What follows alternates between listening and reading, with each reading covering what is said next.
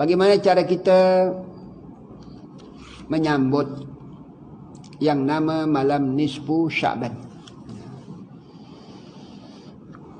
Dalam keterangan hadis Rasulullah sallallahu alaihi wasallam mengenai kelebihan tersebut, dari Jibril datang jumpa Rasulullah SAW pada malam nisfu Sya'ban.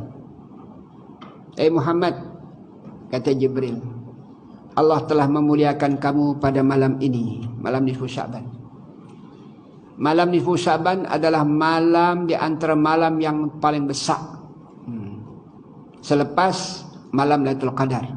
Nisfu Sya'ban paling besar. Bangkit, kata malaikat kepada Jibril kepada Rasulullah, bangkit kamu, berdoa kepada Allah malam ni. Doa kamu untuk umat kamu. Malam ni Allah buka pintu langit. Malam nisfu Sya'ban, ingat, pintu langit terbuka malam nisfu Sya'ban. Dan dibuka 300 pintu rahmatnya buat umat kamu, hai Muhammad. Malam tu. Maka Nabi kita keluar ke Baqi', kubur Baqi'.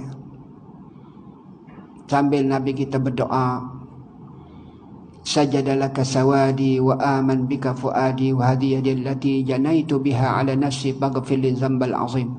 Dia berdoa pada Allah malam tu, ya Allah, kata Nabi kita, ampunlah dosa-dosaku yang besar. Nabi kata dosaku yang besar.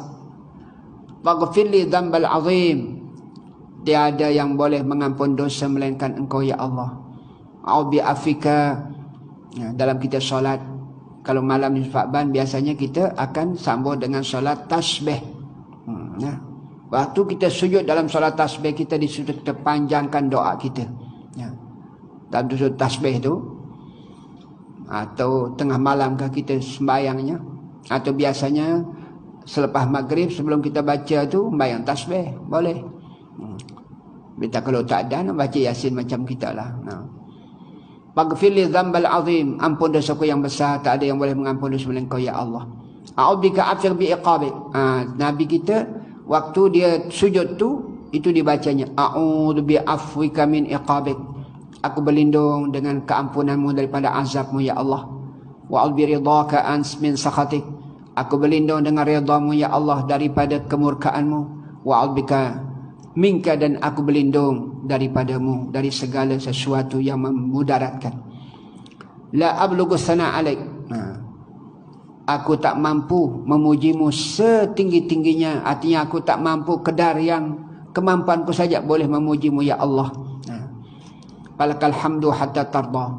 Bagimu segala pujian sampai engkau mendapat meredhakan kepadaku. Sujud Nabi gitu saat itu. Maka Allah perintahkan, Jibril kata, Muhammad, Allah perintah, angkat kepala kamu. Pintu langit terbuka rahmatnya. Pintu pertama ada panggilan. Pintu langit pertama panggilan dia, tuba liman raka'a fi hadhil lailah. Berbahagialah orang yang banyak rukuk malam ni. Maksudnya sembayanglah, bayang-bayang sunat, tahajud kita malam tu. Tasbih jangan tak buat malam tu. Pintu yang kedua panggilan tuba liman sajada fil lailah, sujud. Mana sembahyang dengan sujud lah. Yang tadi rukuk. Pintu yang ketiga tuba liman da'a rabbah, berdoa malam tu. Panjangkan doa kita. Malam-malam yang mulia ni jarang kita jumpa sekali setahun. Maka perlu kita panjangkan doa kita. Pintu yang keempat langit panggilan tuba liman khasya fil lailah. Bahagialah orang yang khusyuk malam ni. Khusyuk. Jangan buat kita khusyuk sembahyang tengah malam tu, insya-Allah khusyuk. Pintu yang kelima malaikat memanggil tuba liman bakin hatillah. Bahagialah orang yang menangis malam ni. Tangisi dosa-dosa kita, kesilapan, kesalahan kita. Tu. Dan pintu yang keenam langit memanggil tuba lil muslimina dzakina fil lailah. Berbahagialah orang Islam yang banyak zikir malam ni. Zikir perbanyak kita malam tu. Malam Senin akan datang ni. Pintu yang ketujuh, langit yang ketujuh memanggil, adakah di kalangan kamu nak minta sesuatu? Adakah kalangan kamu nak berdoa? Aku perkenankan doa. Siapa yang minta apa hajat dia, aku perkenankan hajatnya. Siapa yang minta ampun, aku ampun. Ini di antara panggilan sehingga Nabi kita Sampai bilakah pintu langit itu terbuka wahai malaikat Jibril? Tanya malaikat Jibril, malam nisfu Sya'ban dari bila sampai bila tutup pintu tu, pintu rahmat tu? Maka dia kata min awwalil lailatul fajr.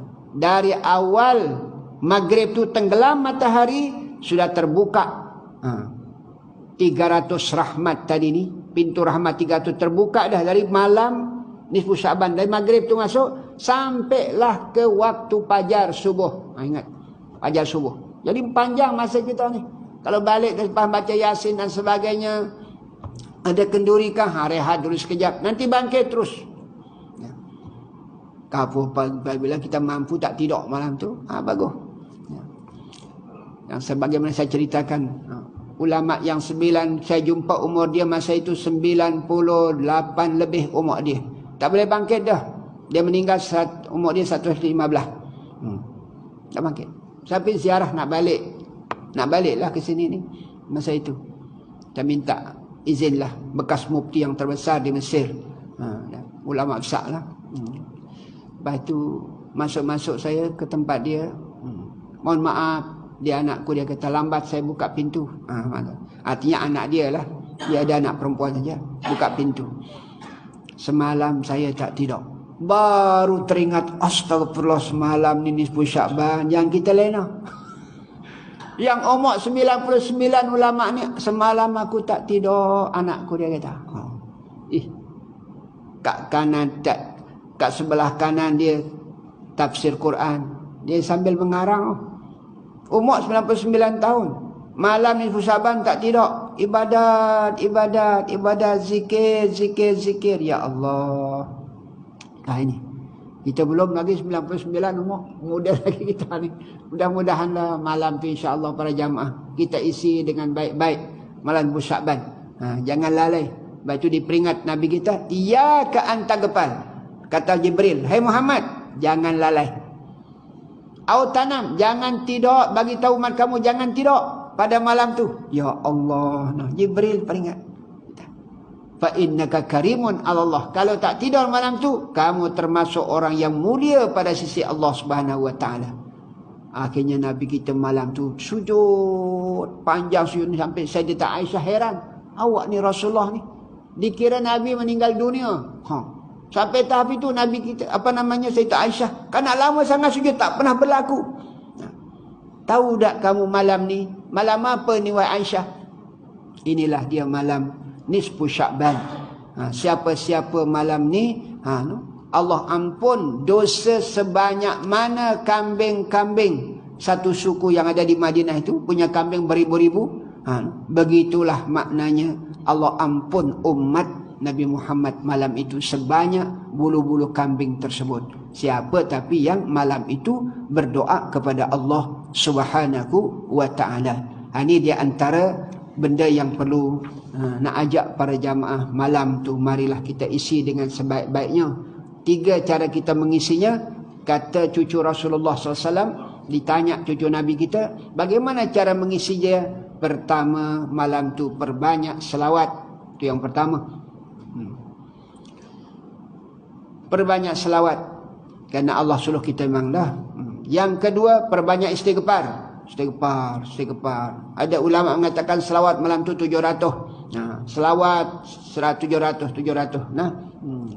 Lepas itu istighfar perbanyak 100 ke berapalah.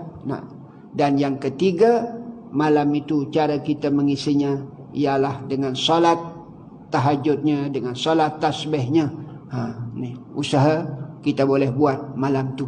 Dan banyak keistimewaan yang nama malam nisfu Sya'ban tu. Malam itulah tempatnya semua mata air di dunia ini pergi ziarah ke air Zam-Zam. Sampai malam Sya'ban melimpah air Zam-Zam ni. Karena malam nisfu Sya'ban. Kemuliaan yang Allah beri.